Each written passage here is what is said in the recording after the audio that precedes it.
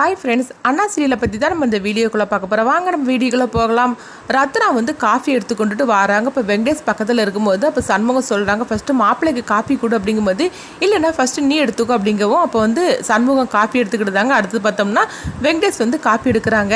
ஆமாம், எப்படி பார்த்தாலும் சரி தான், நீ உங்கள் அண்ணனுக்கு தான் ஃபஸ்ட்டு காஃபி கொடுக்கணும், ஏன்னா அவருக்கு தானே முதல் மரியாதை கொடுக்கணும் அப்படிங்கும்போது அப்போ ரத்னா சொல்கிறாங்க, நீங்கள் சொன்னாலும் சரி சொல்லாட்டாலும் சரி, எங்கள் அண்ணன் தான் எங்கள் வீட்டுக்கே கொலசாமி, அதனால் அவருக்கு தான் எப்போவுமே முதல் மரியாதை அப்படிங்கிற இப்படி சொல்லிட்டு ரத்னா போகும். இப்போ வெங்கடேஷ் நினைக்கிறாங்க, என்னடி சொல்லிட்டு இருக்கிற, என்னையே இந்த மாதிரிக்கு மட்டமாக பேசிட்டு போறியா, என்னதான் இருந்தாலும் எங்கள் அண்ணனுக்கு தான் முதல் மரியாதைன்னு சொல்லிட்டு இருக்கிறேல்ல, உங்கள் அண்ணனை மட்டும் இல்லை உன் குடும்பத்தையே சேர்த்து நான் கருவை இருக்கிறதுக்காக தான் உங்கள் வீட்டுக்கே வந்திருக்கிறேன், நான் பழி வாங்கவும் விட மாட்டேன் அப்படின்னு வெங்கடேஷ் ரொம்பவே கோவத்தோடு அங்கே பேசி மனசுக்குள்ளே நினச்சிட்டு இருக்கிறாங்க.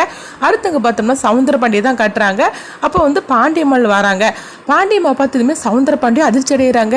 என்னக்கா நீ ஜெயிலிருந்து வந்துட்டி அப்படிங்கும்போது, என்னடா அக்கா ஜெயிலிருந்து வந்திருக்கேன்னு நினச்சி சந்தோஷப்படணும்னு பார்த்தாக்கி நீ என்னன்னா இந்த மாதிரிக்கு பேசிட்டு இருக்கியே, என்னை பார்த்ததுமே அதிர்ச்சி அடைஞ்சிட்டியே அப்படிங்கும்போது, அதெல்லாம் ஒன்றும் இல்லைக்கா வீட்டுக்குள்ளவா அப்படின்னு சொல்லி கூட்டிகிட்டு போகவும் அப்போ பாண்டியம்மான் மனசுக்குள்ளே நினைக்கிறாங்க, என்னை ஜெயிலுக்கு அனுப்பிவிட்டுட்டு நீ சந்தோஷமா இருந்துட்டு இருக்கிறியா, உன்னை பழி வாங்குறதுக்காக தான் நான் வந்திருக்கிறேன், உன்னை சும்மா விட மாட்டேன் பார்த்துக்கோ அப்படின்னு சொல்லி பாண்டியம்மா மனசுக்குள்ளே நினைக்கிறாங்க.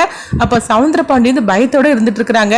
என்னடா நான் வந்ததுலேருந்து ஒரு வித பயத்தோட இருந்துட்டு இருக்கிறேன், உனக்கு என்னதான் ஆச்சு அப்படிங்கும்போது, அதெல்லாம் ஒன்றும் இல்லைக்கா எனக்கு ஒன்றும் ஆகலை அப்படிங்கிறாங்க. உனக்கு ஒரு விஷயம் தெரியுமா, சூடாமணி இறந்து போயிட்டா அப்படிங்கவோ, என்னடா சொல்லிட்டு இருக்கிற அப்படிங்கிறாங்க. ஆமா, சூடாமணி இறந்து போயிட்டா, அவளை ஒருத்த தீத்து கட்டிட்டா அப்படிங்கிறாங்க. என்னடா சொல்லிட்டு இருக்கிற, அது உன்னோட வேலை தானா அப்படின்னு சொல்லும் போது, என்னக்கா நீ ஏமலை பழிய போட்டுட்டு இருக்கிற, சொல்ல போனாக்கி சண்முகம் குடும்பத்துல யார் இறந்து போனாலும் நீ என்னதான் சொல்லுவ போலுக்கு அப்படின்னு சவுந்தரபாண்டி சொல்லவும் அப்ப பாண்டியம்மா நினைக்கிறாங்க, ஒன்னை தவிர சண்முகம் குடும்பம் அழிஞ்சு போகணும்னு சொல்லி நினைக்க போறது யாரு அப்படின்னு சொல்லி நினைக்கிறாங்க. அப்போ சவுந்தரபாண்டி சொல்றாங்க, இல்ல எனக்கு அதுக்கு எந்த சம்மந்தமும் கிடையாது, யாரு அவளை தீத்து கட்டினாங்கன்னு எனக்கு தெரியாது அப்படிங்கிறாங்க. இதை கெட்டதுமே பாண்டியம்மா சொல்றாங்க, ஒன்னை தவிர யாருமே இந்த வேலையில இறங்கியிருக்க மாட்டாங்க, என்கிட்டயே நீ நடிச்சிட்டு இருக்கிய அப்படின்னு சொல்லி பாண்டியம்மா மனசுல நினைச்சிட்டு இருக்கிறாங்க. சரி நான் வெளியே போயிட்டு வரேன் அப்படிங்கும்போது, எங்கக்கா கிளம்புற அப்படிங்கிறாங்க. போயிட்டு வந்துட்டு சொல்றேன் அப்படின்னு சொல்லிட்டு பாண்டியம்மா போகவும் அப்போ சவுந்தரபாண்டி நினைக்கிறாங்க, ஐயோ இவ வேற இப்போ வந்துட்டா, இவ வருவான்னு சொல்லி நம்ம கொஞ்சம் கூட எதிர்பார்க்கவே இல்லை, இவட்ட நம்ம ரொம்பவே ஜாக்கிரதையா இருக்கணும் அப்படின்னு சவுந்தரபாண்டி நினைச்சிட்டு இருக்கிறாங்க. அடுத்து பார்த்தோம்னா பாண்டியம்மாள் சண்முகத்தோட வீட்டுக்கு வராங்க. சண்முகத்தோட வீட்டுக்கு வந்ததுமே உங்களை பார்த்ததுமே எல்லாருமே அதிர்ச்சி அடைகிறாங்க.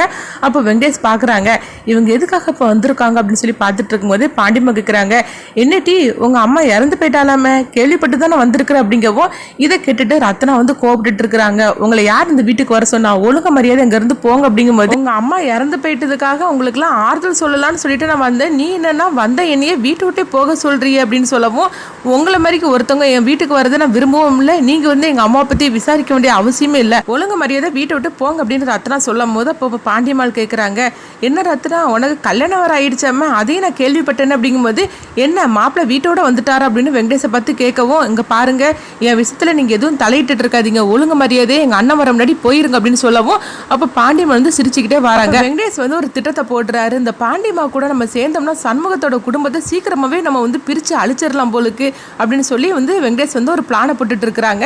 அடுத்து பார்த்தோம்னா சண்முகம் வராங்க. சண்முகத்தை வந்ததுமே ரத்னா சொல்றாங்க, அண்ணா இவங்க பாண்டியம்மா வந்தது மட்டும் இல்லாம நம்ம அம்மாவை இந்த மாதிரி கிண்டல் பண்ணி பேசிட்டு போறா அப்படிங்கப்போ, இதை கேட்டதுமே சண்முகம் ஆவேசத்தோட அங்கே அருவாள் எடுத்துட்டு போறாங்க. போயிட்டு பார்த்தோம்னா வீட்டு வாசல்ல சவுந்தரபாண்டியை கூப்பிடுவோம். சவுந்தரபாண்டி ஏன்டா நீங்க வந்திருக்கிற அப்படிங்கும் போது, உனக்கு எவ்வளவு தைரியம் இருந்தா பாண்டியம்மா எங்க வீட்டுக்கு வந்தது மட்டும் இல்லாம எங்க அம்மா பத்தி இப்படி தப்பு தப்பா பேசிட்டு போவோம், இப்ப என்ன பண்றான் பாரு அப்படின்னு சொல்லி சண்முகம் அவங்க சவுந்தரபாண்டியை அந்த கூர்மையான ஆயுதத்தை வச்சு ஒரு வெட்டு வெட்டி இருந்தாங்க. இல்ல ரத்த வெள்ளத்துல அவங்க கீழே கிடக்கவும் இதை பார்த்துட்டு பாண்டியம்மா சந்தோஷப்பட்டுட்டு இருக்கிறாங்க. அப்புறம் தான் தெரியுது இது எல்லாமே அவங்க பாண்டியம்மா கனவு கண்டிருக்காங்க அப்படின்னு.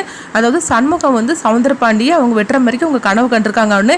இதை மட்டும் நிஜத்துல நடந்துட்டா எப்படி இருக்கும், சவுந்தரபாண்டி உன்னோட சாவு சண்முகத்தோட கையில தாண்டா இருக்குது, நான் சும்மா விட மாட்டேன், நான் தான் வந்துட்டோம்லோன்னு என்ன நடக்குது பாரு அப்படின்னு சொல்றாங்க. இன்னொரு பக்கம் பார்த்தோம்னா வெங்கடேஷ் அவங்க பாண்டியம்மாளோட கை கோத்து இந்த குடும்பத்தை அழிக்கலாம்னு சொல்லிட்டு அவங்க ஒரு பிளானை போடுறாங்க.